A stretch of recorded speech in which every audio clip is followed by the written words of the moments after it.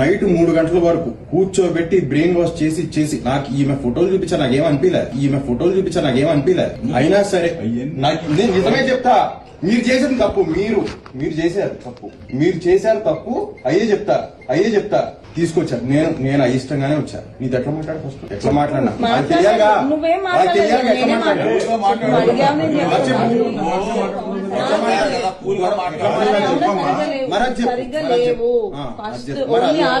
అడుగుతున్నప్పుడు అది చెప్పు.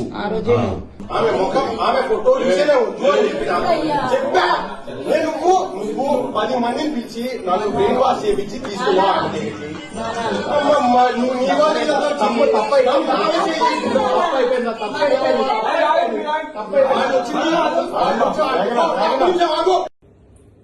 నా లైఫ్ లో నేను హ్యాపీగా ఉండేదాన్ని తీసుకోవచ్చు. అదే కదా, సంవత్సరం నుంచి ఇంటికి వచ్చి పిల్లని ఏమని తీసుకొచ్చి నా పిల్లలకి పబ్లిసిటీ చేసి గొంతు కోసం అక్కడ కూర్చోబెట్టి ఇప్పుడు డబ్బుల కోసం మాట్లాడుతున్నారు. డబ్బుల కోసమా లేకపోతే ఇంకా తిండి పెడతా ఊకనే అందరు ఇంట్లో పని మనిషికి పెట్టినట్టు పెడతా. ఎంతమంది ఇంట్లో అందరు ఉంటారు, నువ్వు ఉంటావంటే మరి అందరు ఉండేటట్టే చేసిండు పెళ్లి. ఏంది మరి తిండికి లేక పంపిస్తుంది నా తిండికి లేక ఇక్కడికి వచ్చిందా నా బిడ్డ ఏమన్నా వీళ్ళ దాంట్లో అలవాటు అనుకుంటే.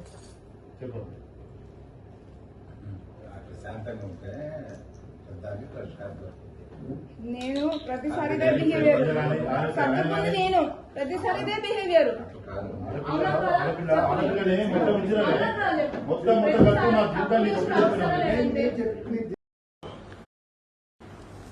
హలో వినిపిస్తుంది. హలో మేఘనా, ఇప్పుడు నీ వల్ల నాకు ఇంట్లో మనశ్శాంతి ఉన్నట్ల. ఇదిగో నీకు ఆల్రెడీ క్లియర్ గా చెప్పి పంపించా మొత్తం, అర్థమైందా? నీ జీవితం నువ్వు చూసుకో, మీ ఇంట్లో నువ్వు బతుకు, నేను నా ఇంట్లో బతుకుతా, అర్థమవుతుందా? ఇప్పుడు ఏమైంది, నేనేమన్నాను? ఇప్పుడు నా ఇంట్లో టార్చర్ పెడుతున్నారు, నువ్వు వచ్చినా నాకు ఇంకా టార్చర్ ఎక్కువ అవుద్ది. మీ ఇంట్లో కామ్గా నువ్వు మూసుకొని బతుకు, నువ్వు ఏం చేసుకుంటావు చేసుకో, నాకు విడాకులు వద్దు ఏమొద్దు, నువ్వు మీ ఇంట్లో బతుకు. నీకు అనేది ఒక ఇల్లు ఉంది, నీకు అమ్మ బాబు ఉన్నారు, అందరూ ఉన్నారు, అక్కడ ఉండు. నా జీవితం నేను చూసుకుంటా, అర్థమైందా? ఇక్కడికి వచ్చినా నీకేం, నేను వెళ్ళిపోతా. ఇప్పుడు నేను ఇంట్లో ఉన్నాను, ఇక్కడికి వస్తే కనుక అసలు ఏమైందని నువ్వు రాకు, నువ్వు నీ ఇంట్లో ఉండు, నువ్వు నీ ఇంట్లో ఉండవమ్మా. ఎవరివి నువ్వు?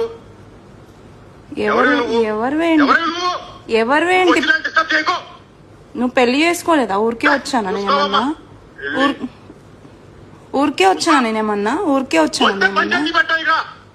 నీ అమ్మ బాబుని తీసుకొని పంచాయతీ పెట్టడానికి రా. ఇప్పుడు ఎవరేమన్నారు నిన్ను? ఏంటి ఇంట్లో నన్ను రోజు టార్చర్? ఇది నీ సైడ్ నీకే అంత టార్చర్ ఉంటే నాకెట్లా ఉండాలి? వెళ్ళిపోండి, ఏం కావాలో. అసలు ఏమైంది, ఎందుకు అరుస్తున్నావు అట్లా? ఇప్పుడు ఎవరేమన్నారు నిన్ను? నేనైతే నేను ఫోన్ చేయట్లేదు, నేను డిస్టర్బ్ చేయట్లేదు. ఇంట్లో ఉండు, ఇక్కడ ఉండకు. ఇది నీ ఇల్లు కాదు, నీకు సంబంధం లేదు.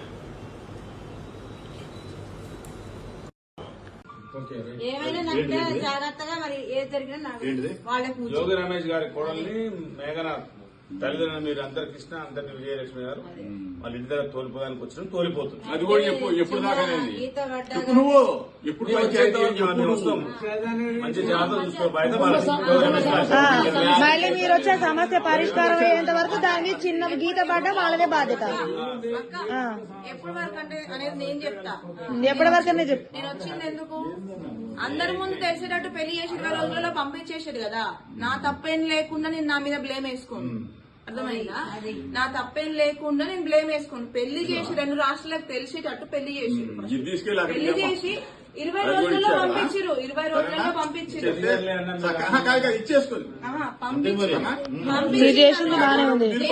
నేను వచ్చిన డబ్బు గురించి కాదు, దేని గురించి వచ్చినా అంటే ఎంతమంది ముందైతే పెళ్లి చేసిరో అంతమంది ముందుగా తెలిసేటట్టు ఆ అమ్మాయి తప్పేం లేదు, మా తప్పు వల్లనే మేము వద్దనుకుంటున్నాం అని చేసిన రోజు నాకు న్యాయం జరిగినట్టు నా విషయంలో.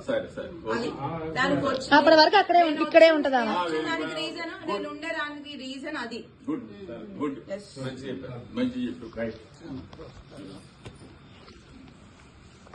ఎందుకు అనవసరంగా డబ్బులు అని మ్యాటర్ దిగ. మీరు ఆగుతారా? ఒక నిమిషం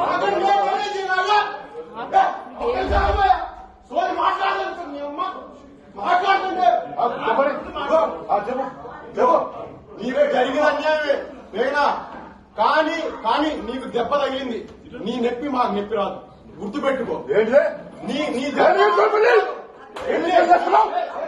ఆడపోతా అనుకుంటున్నావు నువ్వు? పెళ్లి కాదు, పెళ్లి చేసుకోలేదు, పెళ్లి చేసుకోలేదా, పెళ్లి చేసుకోలేదా, పెళ్లి చేసుకోలేదా? పుణ్యానికి వచ్చిందా బిడ్డ? అని వాడికి తెలుసు, తెలిసి వాళ్ళ రాజకీయం కోసం చేసి రాజకీయం కోసం అందరూ తెలవడం కోసం చేసింది. వదిలిపెడతామన్న ఉద్దేశంతోనే చేస్తుంది. తెలిసి విజయ్ వద్దులే డాడీ. లేదు, వీళ్ళు చంపుతారో ఏం చేస్తారో ఏదైనా కానీ సావకాశం సిద్ధమేనా? నేను సావకాశం సిద్ధమే. ఇక్కడ ఇప్పుడే పట్టుకున్నాను నేను. ఏంటో చూద్దామా ఆయన అట నువ్వు తిండి లేకట సాతాడట. ఆయన నాకు భార్య కాదు, భార్య కూడా ఇక్కడ ఉంటుంది పుణ్యానికి కదా పైకి వచ్చినట్టు. ఎంత మంది నువ్వు నూటికి ఎంత వస్తే అంట డబ్బుల కోసం వచ్చిరా మీరు? డబ్బుల కోసం రామాలా? నేను తెలుసుకున్నా కానీ ఇక్కడికి పోతాను. అన్న అందరం ఉందాం. ఉన్న నీ ఎన్నో ఉందా డబ్బుల కోసం అంట. ఎన్ని అన్నా భరించినా ఏం చేసినా లాస్ట్ కి ఇక్కడ నుంచి ఆషాఢం నుంచి వెళ్తుందా అని చెప్తే తాళి ఇక్కడ పెట్టుకొని ఇట్లా ఎన్ని చేసినా భరించినా అన్ని నా మనసులో ఉన్నాయి. ఇంకా ఎందుకు భరిస్తా నేను? వాడికి ఇట్లాంటి ఎన్ని పాపాలు తగిలి ఆ రోగం వచ్చింది, ఇంకేం వస్తుంది? ముసుకో స్వామిని కాదు నేను అన్న నీకు కాదని చెప్పి ఎన్నోసార్లు పాపం ఆయన. నా లైఫ్ లో నేను హ్యాపీగా ఉండేదాన్ని తీసుకోవచ్చు. అదే కదా సంవత్సరం నుంచి ఇంటికి వచ్చి పిల్లని ఏమని తీసుకొచ్చి నా పిల్లలకి పబ్లిసిటీ చేసి గొంతు కోసి అక్కడ కూర్చోబెట్టి ఇప్పుడు డబ్బుల కోసం అని మాట్లాడుతున్నారు. డబ్బుల కోసమా లేకపోతే ఇంకా తిండి పెడతా ఊకనే అందరు ఇంట్లో పని మనిషికి పెట్టినట్టు పెడతా ఎంతమంది ఇంట్లో అందరు ఉంటారు, నువ్వు ఉంటావంటే మరి అందరు ఉండేటట్టే చేసిండు పెళ్లి. ఏంది మరి తిండికి లేక పంపిస్తుంది నా తిండికి లేక ఇక్కడికి వచ్చిందా నా బిడ్డ ఏమన్నా? వీళ్ళ దాంట్లో అలవాటు అనుకుంటే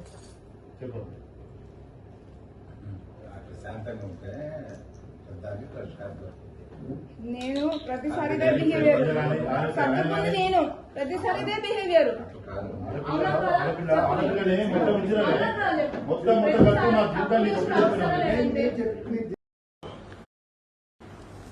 హలో వినిపిస్తుంది. హలో మేఘనా, ఇప్పుడు నీ వల్ల నాకు ఇంట్లో మనశ్శాంతి ఉన్నట్ల. ఇదిగో నీకు ఆల్రెడీ క్లియర్ గా చెప్పి పంపించా మొత్తం, అర్థమైందా? నీ జీవితం నువ్వు చూసుకో, మీ ఇంట్లో నువ్వు బతుకు, నేను నా ఇంట్లో బతుకుతా, అర్థమవుతుందా? ఇప్పుడు ఏమైంది? నేనేమన్నాను? ఇప్పుడు నా ఇంట్లో టార్చర్ పెడుతున్నారు, నువ్వు వచ్చినా నాకు ఇంకా టార్చర్ ఎక్కువ అవుద్ది. మీ ఇంట్లో కామ్గా నువ్వు మూసుకొని బతుకు, నువ్వు ఏం చేసుకుంటావు చేసుకో, నాకు విడాకులు వద్దు ఏమొద్దు, నువ్వు మీ ఇంట్లో బతుకు. నీకు అనేది ఒక ఇల్లు ఉంది, నీకు అమ్మ బాబు ఉన్నారు, అందరూ ఉన్నారు, అక్కడ ఉండు. నా జీవితం నేను చూసుకుంటా, అర్థమైందా? ఇక్కడికి వచ్చినా నీకేం నేను వెళ్ళిపోతా. ఇప్పుడు నేను ఇంట్లో ఉన్నాను, ఇక్కడికి వస్తే కనుక అసలు ఏమైందని నువ్వు రాకు, నువ్వు నీ ఇంట్లో ఉండు, నువ్వు నీ ఇంట్లో ఉండవమ్మా. ఎవరివి నువ్వు? ఎవరు ఏంటి? నువ్వు పెళ్లి చేసుకోలేదా? ఊరికే వచ్చానా నేనేమన్నా? ఊరికే వచ్చానా నేనేమన్నా? ఊరికే వచ్చాను నేనేమన్నా? నీ అమ్మ బాబుని తీసుకొని పంచాయతీ పెట్టడానికి రా. ఇప్పుడు ఎవరేమన్నారు నిన్ను? ఏంటి ఇంట్లో నన్ను రోజు టార్చర్? ఇది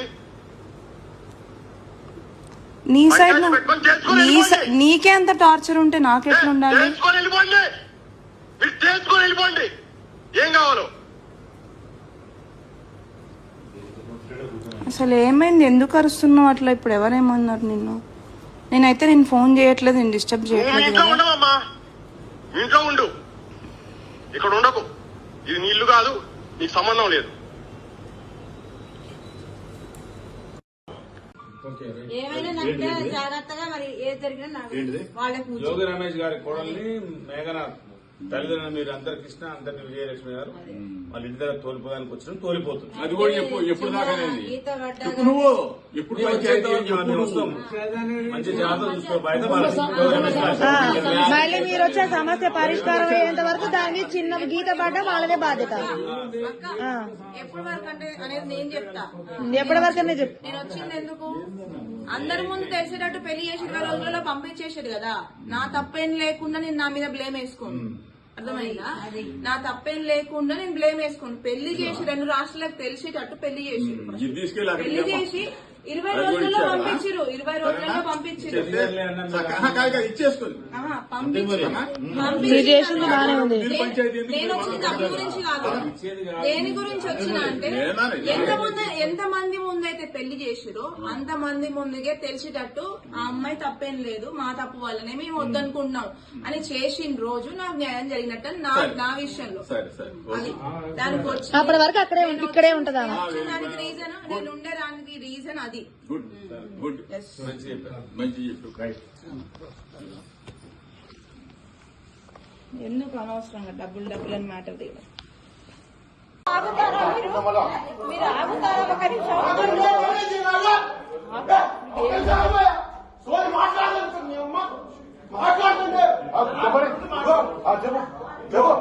నీవే జరిగిన అన్యాయమే వేగనా, కానీ నీకు దెబ్బ తగిలింది.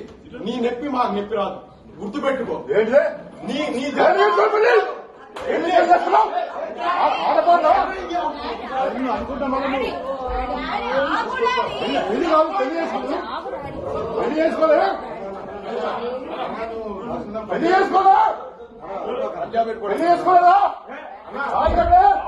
పుణ్యానికి వచ్చిందా బిడ్డ అని వాడికి తెలుసు, తెలిసి వాళ్ళ రాజకీయం కోసం చేసి వదిలిపెడతామన్న ఉద్దేశంతోనే చేస్తుంది. తెలిసి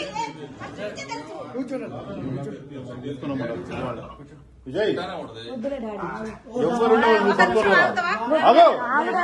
లేదు, వీళ్ళు చంపుతారో ఏం చేస్తారో ఏదైనా కానీ సహకరించదేనా, నేను సహకరించదమే.